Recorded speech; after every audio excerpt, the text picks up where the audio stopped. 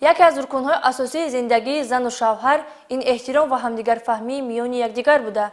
محض همین هر دو مفهوم با مستحکمی و عبرت‌آموز بودن اویلا سبب می‌گردد. ندانستن قدر و قیمت چه از طرف مرد و چه از طرف زن باعث مناقشه و جنجال‌ها و شکست زندگی می‌گردد.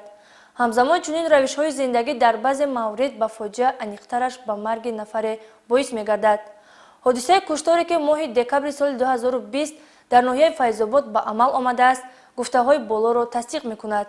زایرا و اهل‌دین سال تولدش 1988 استقامت کننده کوچه فیضعلی قربانعلی ناحیه فیض‌آباد بوده، پیش 3 مرتبه برای صادر کردن جنایت‌های گوناگون ادای جزا نموده است. این نوبت باشد برای صادر نمودن جنایت مخصوصاً وزنین آدمکشی بازداشت گردیده است. بازداشت شده با شهروند قربانزاده تخمینه خانه‌دار شده صاحب یک فرزند می‌گردد. پس از فرزنددار شدن او ماه نوامبر سال 2020 از همسرش جدا شده و پس از چند مدت باز با سابق همسرش رابطه را برقرار می‌کند.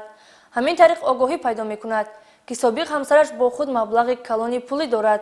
در حال نقشه از حیات محروم نمودن او را کشیده او را برای واخوری و سیر و گشت به تل و تپه‌های قسمت شرقی جماعت شهرک فیض‌آباد دعوت می‌کند. پس از به جای خلوت رسیدن در حال از پی نقشه جنایتی خود می‌گردد. همین طریق یک باره با او حمله کرده او را از بلندی تخمینا 6 متر تله داده به پایان افسانیده است و باز حرکت‌های جنایتی خود را ادامه داده آخرین را با رومال سرش بوغی کرده به قتل رسانیده است. پس از انجام دادن این عمل دهشت‌آور 5000 سومانی انگشترین و تلفن موبیلی مرحوم را گرفته و برای رویپوش کردن جنایت صادر کرده اش جسد را زیر خاک کرده و جای حادثه را ترک می‌کند.